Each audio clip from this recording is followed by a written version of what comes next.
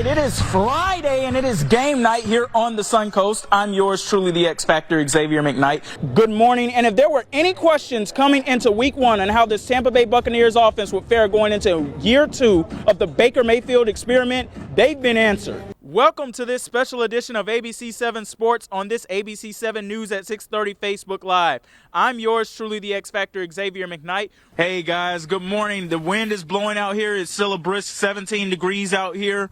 But, I mean, that does not wipe away the sorrow of Bucs fans this morning, as you just said. Bucs taking a tough defeat yesterday against the Detroit Lions in the divisional round, losing 31-23. They fought hard all the way until the end, but it just was not meant to be. Whatever sport you play, the atmosphere that it's in, it's like a stage. And for Isaiah Belt, he performs on the stage in more than one way. We have some breaking news for you on this Thursday evening in the Suncoast sports world. Kurt Bradley is leaving Braden River High School as the head football coach to accept the same position at Southeast High School. Bradley serving as the lead man in charge of the football program at Braden River for the last 12 years. He says that he has no regrets or ill will towards the school, and this is a decision that he feels will suit he and his family better for the future. One thing that players will always, that went through Braden River High School, will always hear me say is leave a place better than you found it. And I think our staff is leaving Braden River better than we found it. And I'm proud of the work that we did there, but also excited for the change and the opportunity to be the head coach at Southeast High School. Now, we will continue to bring you the latest on this big shakeup on the high school football scene in Manatee County, both on air and online at mysuncoast.com. Queso, queso, queso, queso, queso. As delightful as it sounds, he's not talking about cheese. Isaiah Belt is yelling queso as part of a play being drawn up during a Riverview Rams football practice. He's an 11th grader, and although this season hasn't gone the way he and his teammates were hoping for, he has lofty expectations for 2025. I do want to win a state championship for Riverview High School, and that is one of my big goals. I also want to break the rushing record for Riverview High School again. That's the guy. I didn't know if I was supposed to hand it to him or like Cowboys, bro. And it helps for Isaiah that there's a familiar face in practice. His running backs coach, Keith Baker, has been coaching Isaiah since he was playing Pop Warner, and he is beyond proud of the young man Isaiah is becoming each day. When I initially met Isaiah and observed him playing the game, I knew that one day, he would be a special football player. Not only as a player, but as a person. The football field is a stage for Isaiah, but it's not the only one he performs on.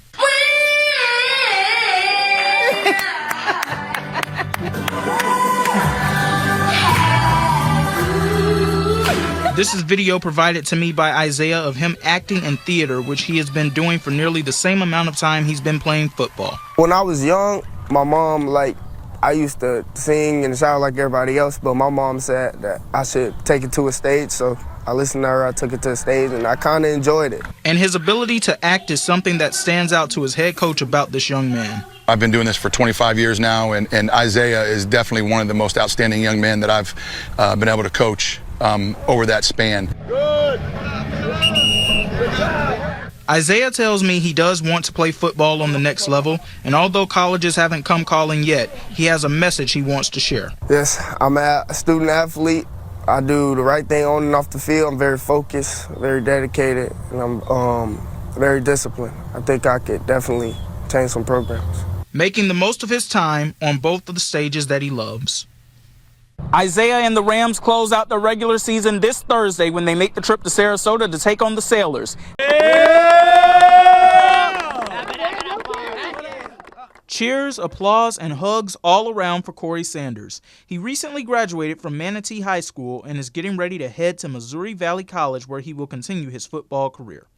You may remember we introduced you to Corey during the fall of last year. He's known mostly for scoring touchdowns for the Manatee Hurricanes, but his senior season was cut short due to injury, and Corey says this had an impact on his recruiting. Yes, it did. It really did. I feel a lot better. I feel faster. I feel stronger now, really. Just don't really give up. When things go wrong, just don't give up. Just keep pushing. But Corey's going to take the field this fall for the Missouri Valley Vikings. But before he leaves, we're sending him off in style for all of his hard work. Hey, Corey, what's up? Long time no see.